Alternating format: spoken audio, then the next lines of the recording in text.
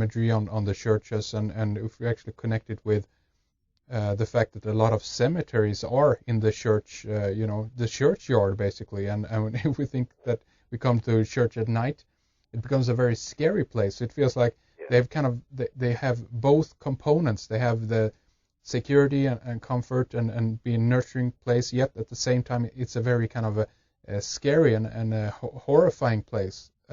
Yes. And I feel that there actually is a level of mind control, if you will, going on there, or at least a control of a human being on an emotional level. Would you agree on that? I absolutely agree. And one of the scariest churches that we went to was Notre Dame. Right. It was dark and cold and gargoyle statues, headless statues of saints, tombs. It was just dark. I would even go as far as to say evil. It was a very heavy energy.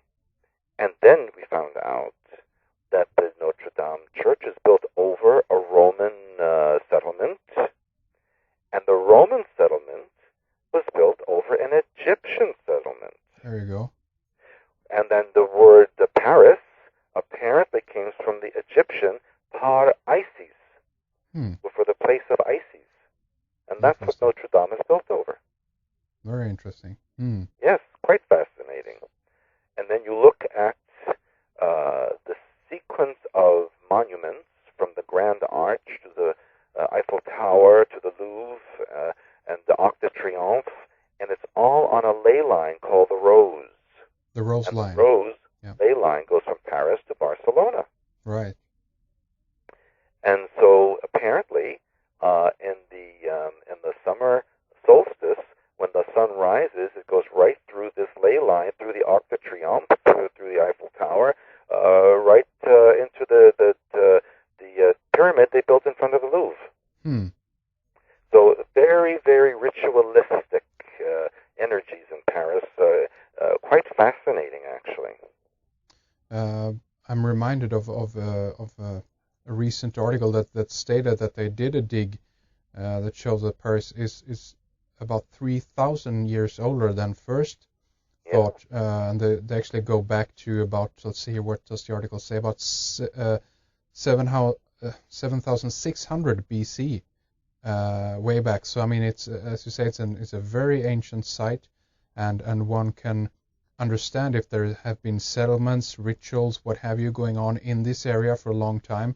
One can understand that this has become an important node, if you will, energy-wise, if not for the the ruling structure of going back to the ancient world up to this day, right? Yes, and it's also interesting to note, of course, in Paris, where Princess Diana was murdered, right, and by the 13th column, and not far from where she was murdered is a museum. In fact, it's just across the street. And in that museum is now on display a crystal skull, which French authorities have said is only from the late 1800s, that it's not old ancient.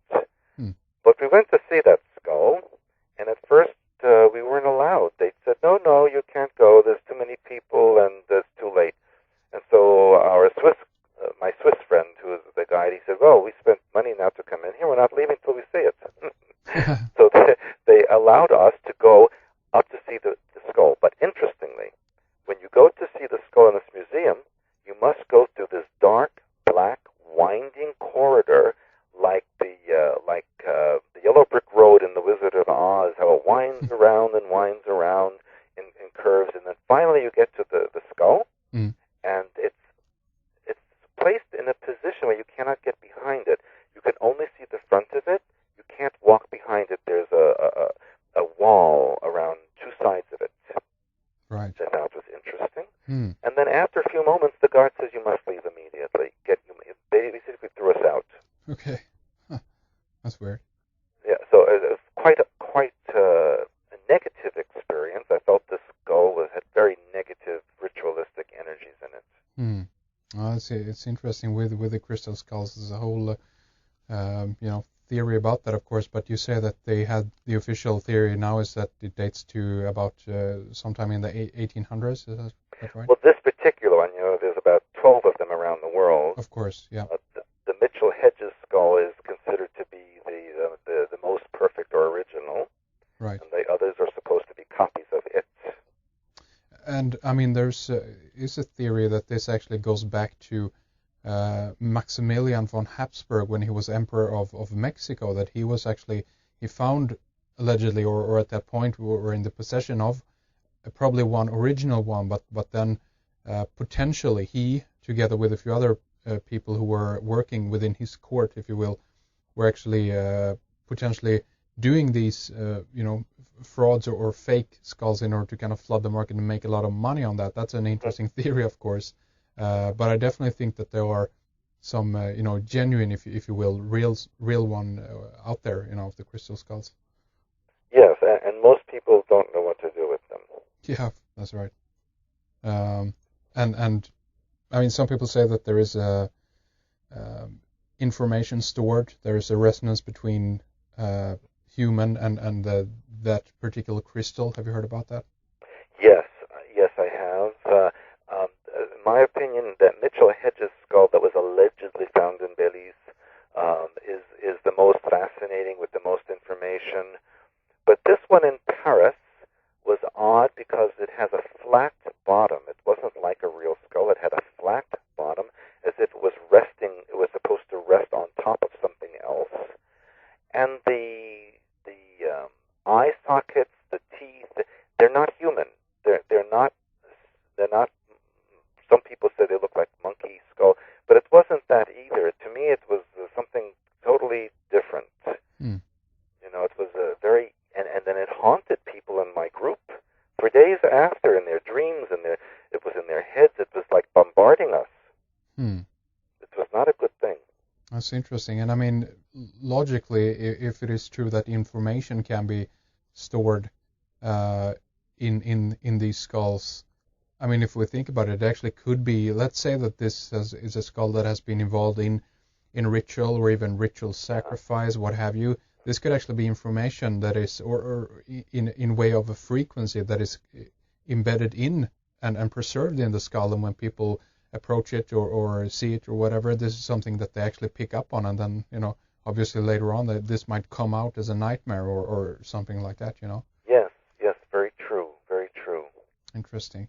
And I mean, if we go back a bit more and talk about the whole, Jesus and Mary thing going on, what I've been able to pick up from it so far is that the priory of Sion, of course, in relationship to the Merovingian bloodline, have been trying to, push this agenda. They have been pushing this agenda with letting us know through fiction works and through documentaries here and there, through other material, that there actually is a bloodline of Jesus and Mary, and that this is related to the righteous king and or queen, if you will, and that this is a whole. It's a very interesting story here, but it's also a very dubious story.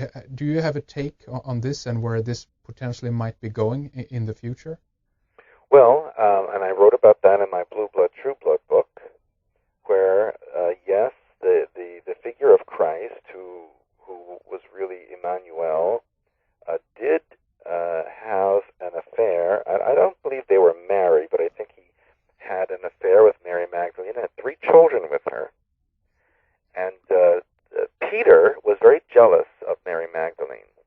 And this is depicted in the Last Supper painting, where the red-headed person sitting next to Christ is not a saint, it's Mary Magdalene.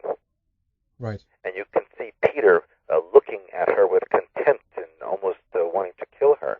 And she feared for her life and the life of her children, and she fled to the south of France with her daughter and one of the sons and the brother of Emmanuel, who was Joseph of Arimathea. And then the Christ figure, did not die on the cross, but was a staged event. He was drugged to look like he was dead. He was taken off the cross, revived, and sent to what is now Srinagar in Kashmir with the oldest son. And this is documented in the history of Kashmir, Srinagar is a section protected by someone there who, where the tombstone is of Christ, and it says he lived to be 117 years old. And in France, Mary Magdalene and the daughter created an entire dynasty, and Joseph and the youngest son went to Britain, and bringing artifacts there, which are supposedly under the throne in Buckingham Palace, and supposedly gives the Windsors the legitimacy to the throne. There you go. It's a very, very complicated, long story, and of course I'm cutting it short here and there to make to get the information out. Right. But the other interesting thing is that the Srinagar part, the son of Christ, who traveled, who had children there, and the grandson actually wound up in Japan. And in Japan there is actually a shrine to this person who was of Christ and brought this new religion to Japan. Really? Yeah. So it's quite extensive, both in Asia and Europe. And the Templars knew this. The Templars found this out when they excavated ruins in Jerusalem. But you know, the whole story of Christ was rewritten by the Piso family in Rome when Christianity became an official religion. Right. Of Rome, and so it was mixed with the paganism, kind of a bait and switch, so that the Roman population could accept this new religion that could then tie in to the ritualistic belief system of the Romans. Right, exactly. It was a merger, almost like a mutual agreement of a mix between the more older gods, if you will, and this new deity that they wanted to bring out, right? Yes, correct.